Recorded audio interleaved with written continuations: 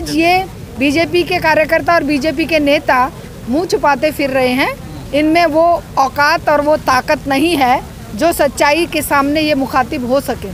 किसान सच्चाई पर खड़ा है। मजदूर, किसान, महिला, छात्र एकता जो है आज अपनी हक की लड़ाई लड़ रहे हैं और जो रोटी खाने वाला इंसान है वो सब इनके साथ जुड़ा हुआ है।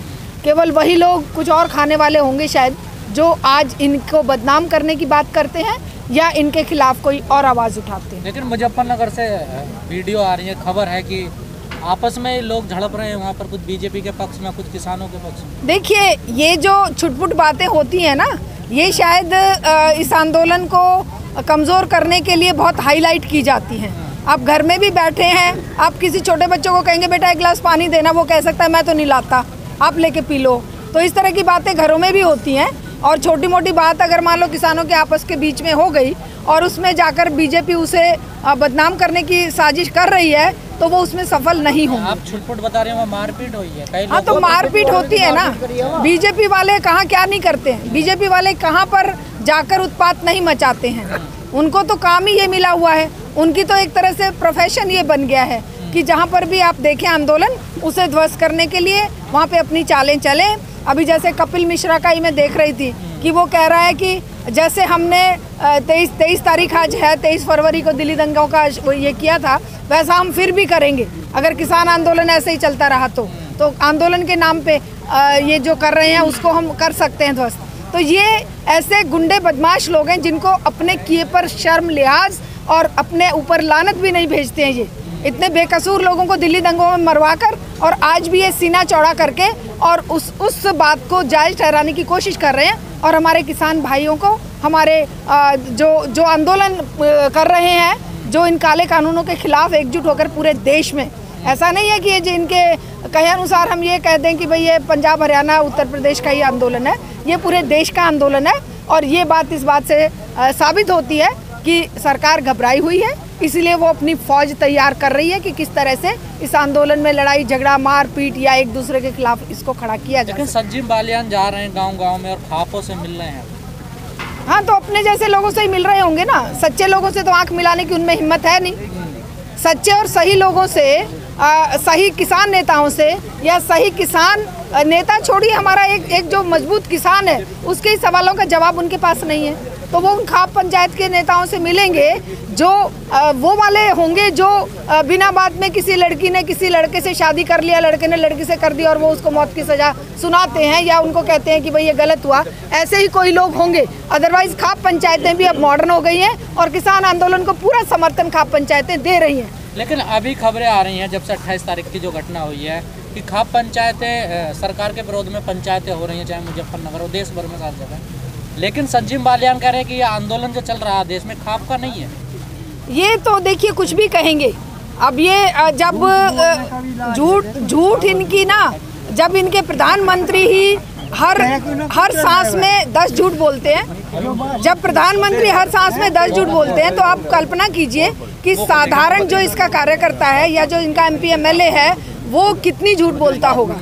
एक पद होता है, एक गरिमा होती है पद की, वो उस पद की गरिमा को भी तार तार करते हुए कितने बार झूठ बोले हैं कि अगर नोटबंदी से काला धन ना आए, अगर नोटबंदी से ऐसा ना हो वैसा ना हो तो मुझे चौराहे पर खड़े करके सजा देना। कभी उन्होंने आकर कहा कि मुझे सजा दीजिए, मैं खड़ा हूँ, वो भी झूठ था।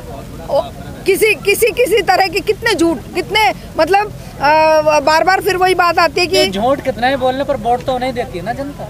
जनता वोट देती नहीं है, ये एक तरह का साजिश है और EVM का भी है। और साथ ही आप ये समझिए कि देश का शासन ये पार्टियां नहीं चलाती हैं, देश का शासन कॉर्पोरेट घराने चलाते हैं, पूंजीपति वर्ग चलाता है। उन्हें एक चेहरा चाहिए होता है जो भी उनसे ये वायदा कर ले कि हम ज़्यादा से ज़्यादा लोगों को बेवकूफ़ बनाने की, लूटने की एक कैपेसिटी रखते हैं और हम आपका पूरा ध्यान रखेंगे। वो वायदा जो कर ले, उस वायदे पे जो इनके लिए पूंजीपतियों के लिए खरा उतर जाए, उसका चेहरा ये सालों पहले टीवी में दिखाना शुरू करते हैं। मोदी जी का भी ऐसे ही किया, सालों पहले दिखाना शुरू कर दिया, घर घर मोदी, हर हर मोदी। और भाई क्या क्या नहीं कहा, क्या क्या नहीं कहा कि भाई मोदी है तो मुमकिन है और मोदी होगा तो ऐसा होगा वैसा होगा, 15 लाख खाते में आएंगे। 15 लाख खाते में तो नहीं आए, लेकिन 14 लाख का सूट ज़रूर वो पहन कर खड़े हो गए। उन्होंने 14। लेकिन मैडम आज गुजरात के जो निकाय चुनाव उनके नतीजे आए, बीजेपी ने सबका सुपड़ा साफ कर दिया वहाँ पर। देखिए ये तो इनके अपने ऐसे वो हैं कई स्टेट जहाँ पर ये हर तरह के दाव खेलते हैं। और मैं फिर से कहूँ, चुनावों पर मत जाइए, आंदोलनों पर जाइए। सरकार चुनाव पे जाती है ना। देखिए सरकार कहती है अच्छा काम कर रहे तभी तो लोग हमें वोट ये चुनावों का खोखलापन अब जनता के सामने साबित हो रहा है और चुनावों से विश्वास जनता का उठता जा रहा है। क्योंकि कभी ईवीएम लाएंगे, कभी ये करते थे कि भाई बूथ लूट लिए, कभी ये करते थे फेक वोटिंग करवा दी, कभी अपने गुंडे बदमाशों को, दादाओं को छोड़ देते थे कि भाई तुम जाओ और उस बूथ कैप्चर करके वहाँ पर वोटिंग अपनी करवाना। तो चुनाव जो है एक खेल है और इस खेल से अब पर्दा उठ रहा है। कभी ईवीएम के नाम पर ये धांधली करके जिताएंगे और कभी विपक्ष को भी जीतने देंगे, ईवीएम का विरोध ना कर पाए। पंजाब में जिता दिया, बड़े चुनाव में खुद जीतेंगे, छोटे चुनाव में विपक्ष को भी निकाय जैसे चुनाव तो बैलेट पेपर से होते हैं। इन्हीं अगर बैलेट पेपर से होते हैं ना, तो बैलेट पेपर में भी अपने तरीके से ये सब कुछ करना जानते हैं। ऐसा नहीं है कि भाई वो चुनाव को नतीजे आ जाए, ऐसा तो लगता है कि गुजरात की जो जनता है उसे कोई फर्क ही नहीं है किसान कानूनों से। देखिए अगर गुजरात की जनता को फर्क नहीं है, आप इससे ये अंदाजा लगाएंगे तो ये गलत होगा। क्योंकि सिंघू बॉर्डर पर गुजरात के किसानों की टीम मैंने खुद देखी है और सिंघू बॉर्डर पे, यहाँ तो मैं नहीं मिली हूँ लेकिन वहाँ पर मैं गुजरात के किसान नेताओं से भी मिली हूँ और बहुत बड़ी टीम वहाँ पर सिंघू बॉर्डर पर आई हुई थी। और गुजरात में भी खुद आप अगर जाकर देखें, बहुत बुरा हाल है किसानों का। उनका तो हरियाणा पंजाब से ज़्यादा बुरा हाल है, क्योंकि वहाँ पर तो ये एमएसपी और इसकी कहानी कुछ मायने नहीं रखती। आप कल साहब का एक बयान आया था अभी, उन्होंने कहा अगर एक फसल हमें नष्ट करनी पड़ी तो हम उसे नष्ट कर भी देंगे।